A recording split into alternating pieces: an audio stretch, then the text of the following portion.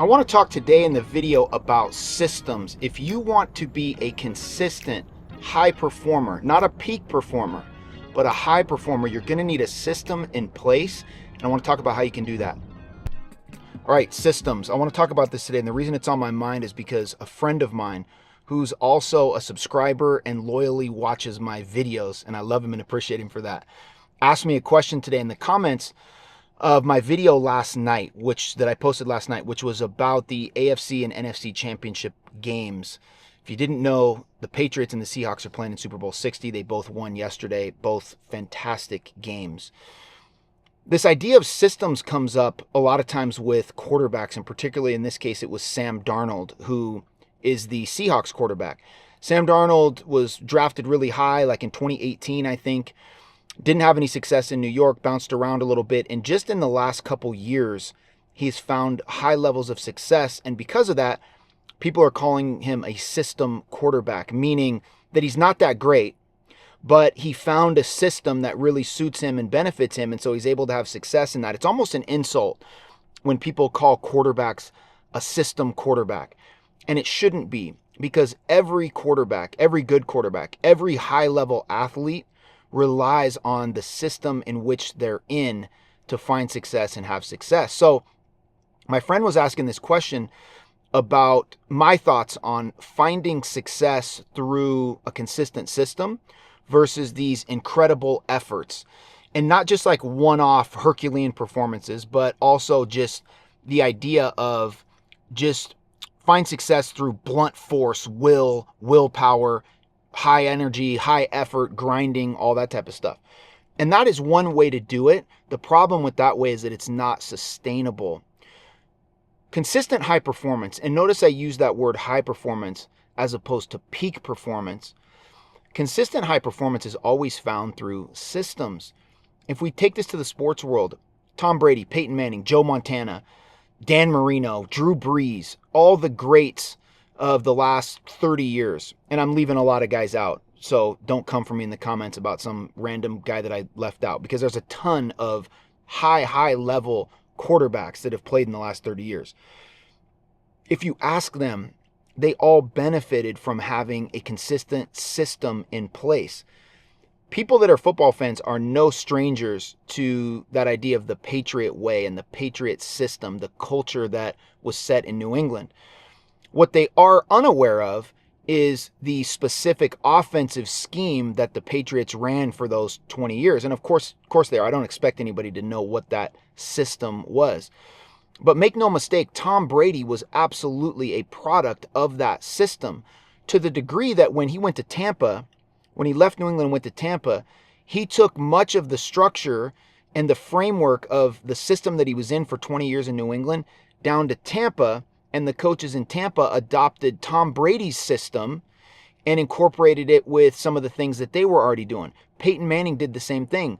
When Peyton left Indianapolis and went to Denver and subsequently won a Super Bowl, I think in his second or third year in Denver, Peyton Manning took his system to Denver, and they fully implemented Peyton Manning's system and found success in Denver.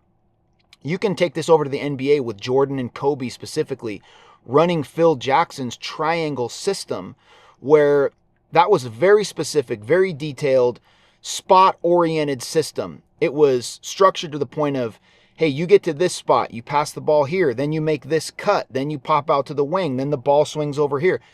Very detailed, specific, mechanical type system that then those players were able to find success within the system, and then when it was necessary, they were able to get creative and go find shots on their own or go make plays on their own. And it's the same thing with guys like Brady and Manning. They were able to work consistently within a system, knowing that if they just worked the system, they could reach high levels of performance.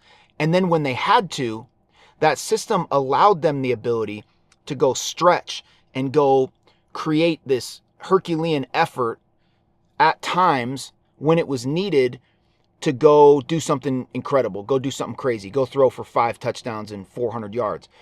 In basketball, guys like Jordan, Kobe, LeBron, they'll give you 25, 28 a night on a consistent basis, high performance.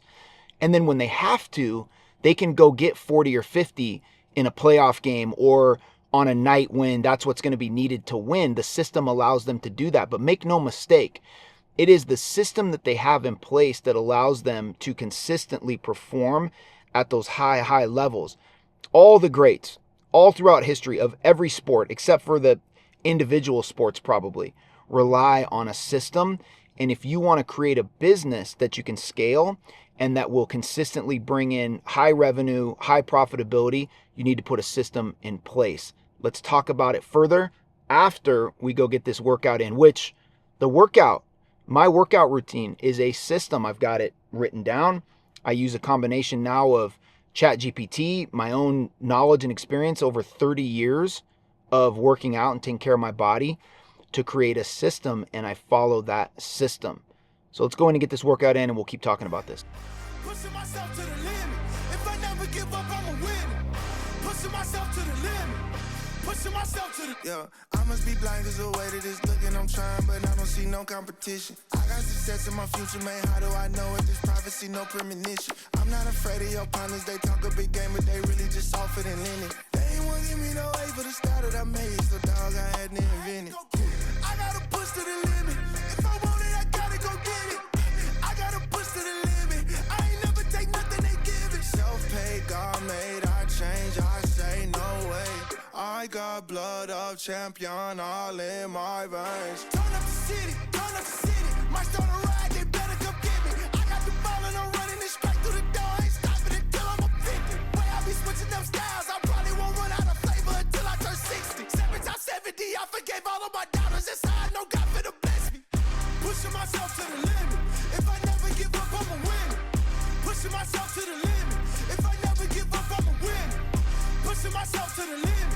If I never give up, I'm a winner. Pushing myself to the limit. Pushing myself to the limit. Pushing myself to the limit.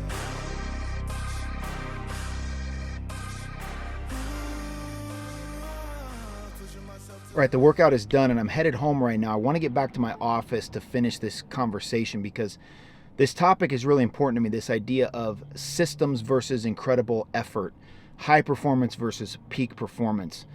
So let me get back to the office and we'll do a deeper dive. All right, so let's recap here for a minute. The question was, is success built through mastering a consistent system or through incredible effort?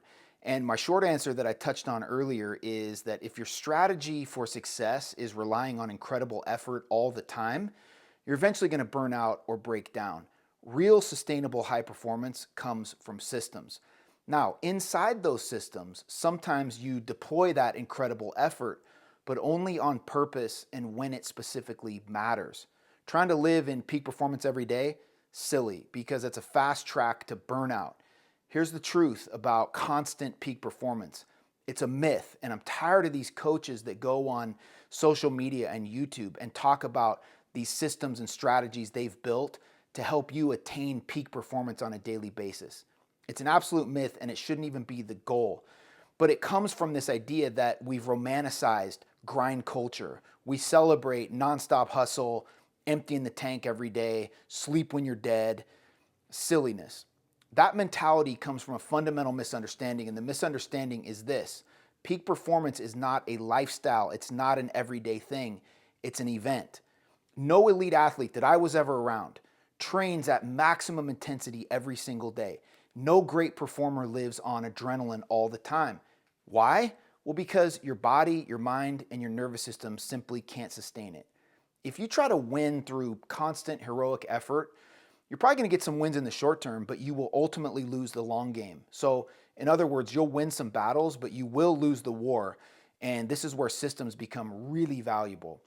A system does something incredibly important. It removes emotion from execution. It answers some really simple questions. What do I do today? What does good enough on a specific day look like? How do I show up when I'm tired, stressed, or unmotivated? Anybody have days like that? I do. So I think it's valuable.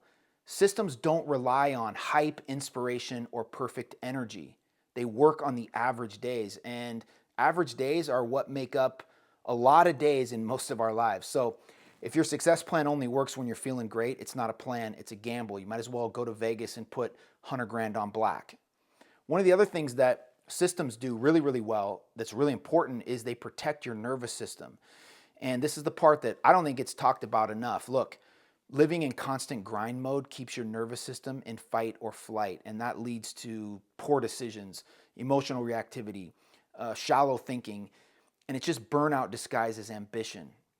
A system creates rhythm, okay, predictability, recovery, pacing. And when your nervous system is regulated, you think more clearly, you make better decisions or better choices, and you can perform better for longer periods of time. Again, high performance is not about intensity, it's about capacity, and systems build capacity. And I think that's a key distinction because effort burns energy, but systems build capacity, and that's the goal. If you're always relying on effort, then you're constantly spending energy without ever replenishing it. So build a system, because a system is going to do a couple things. Number one, improves efficiency, sharpens skill, and it compounds over time. So with all of that said, here's something that I want you to be aware of. Progress inside a system often feels boring. It's quiet, it's repetitive, and it's unsexy, and that's exactly why it works. But most people will abandon a system because it doesn't feel dramatic enough. But drama is not the goal, durability is. And I think that's an important point because it tells us why people often choose the incredible heroic effort, because it feels meaningful. I know I've fallen into this trap many times myself. That heroic effort, it feels like sacrifice and commitment and seriousness. But most of the time, it's just disorganization disguised as intensity. Grinding harder feels productive. It makes you feel like you had a productive day. But building a system, on the other hand, requires patience. And again, patience doesn't get a lot of applause. So if your strategy requires excitement to work, it's not going to last, trust me. But let me be clear. Effort matters. Incredible effort has its place, but it should be intentional, seasonal, and strategic. Inside a solid system, there are moments where you empty the tank, a launch, a competition, a critical window for your business, or a defining opportunity. That's when incredible effort becomes powerful because it's rare. Peak effort should be deployed strategically, not lived in. Look, if you live at 100% all gas, no brakes all the time, then your 100% doesn't really matter that much. It's not as meaningful. So here's the takeaway. If your plan requires you to be extraordinary every single day, it's a bad plan. Build a system, one that works when you're average. Build habits that run without hype. Build standards that you can maintain. And then when it's time to push, you'll actually have something left in the tank. Look, that's how pros stay dangerous for decades. That's how these athletes that we've been graced to see over the last several decades, Brady, Jordan, LeBron, Kobe, that's how they've sustained those levels of greatness for 20 plus years, some of those guys. LeBron's still doing it in his 23rd season, not through constant grind, but through consistent systems. So I hope that answers the question. I hope you got value from that. I appreciate you guys so much for watching. If you're still watching, please give me a like. If you're not subscribed, please subscribe to the channel. Branduary's wrapping up here. This consistent system that I built to upload a video every single day. It's been tough, but I've been able to manage, and it's been really meaningful, and it's been really valuable to me. I'm looking forward to going back to a 2 to 3 upload a week schedule, but I learned a lot from this, and it's been great. So I appreciate you taking this journey with me and following along. For now, we got 5 days left of Branduary, so I will be back here with another video tomorrow. Thanks so much. We'll see you then.